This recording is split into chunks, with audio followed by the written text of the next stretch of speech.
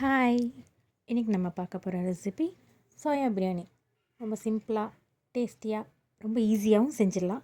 எப்படி செய்யலான்னு பார்க்கலாங்களா? இது செய்ய இன்றைக்கி நான் 1.5 கப் ரைஸ், 1 கப் சோயா, புதினா, மல்லி, இஞ்சி, பூண்டு, சோம்பு, மிளகாய்த்தூள், மல்லித்தூள், கரம் மசாலா, தாளிப்புக்கு வெங்காயம், தக்காளி, புதினா, ஸ்பைசஸ். சோயாவை தனியாக வேக வச்சுக்கோங்க.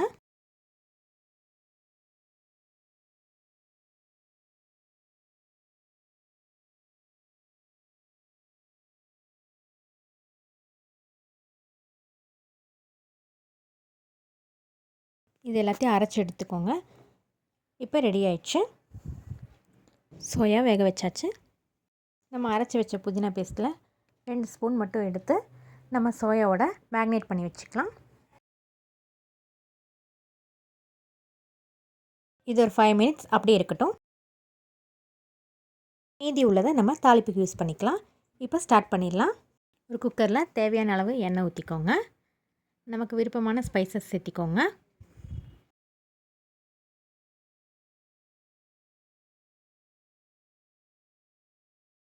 இது நல்லா பொரிஞ்சதும் வெங்காயம், தக்காளி, புதினா சேர்த்திக்கோங்க.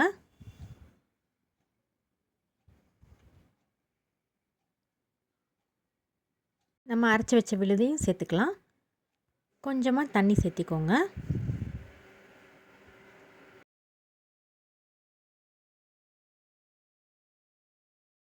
நம்ம மேக்னேட் பண்ணி வச்சுருந்த சோயாவையும் சேர்த்திக்கலாம். நல்லா கலந்து விட்டுக்கோங்க.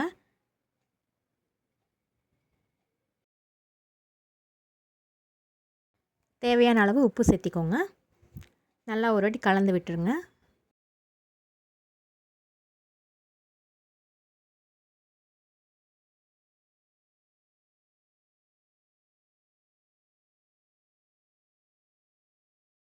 இதுக்கு தேவையான அளவு தண்ணி ஊற்றிக்கோங்க. தண்ணி நல்லா கொதித்ததும் அரிசி சேர்த்திக்கலாம்.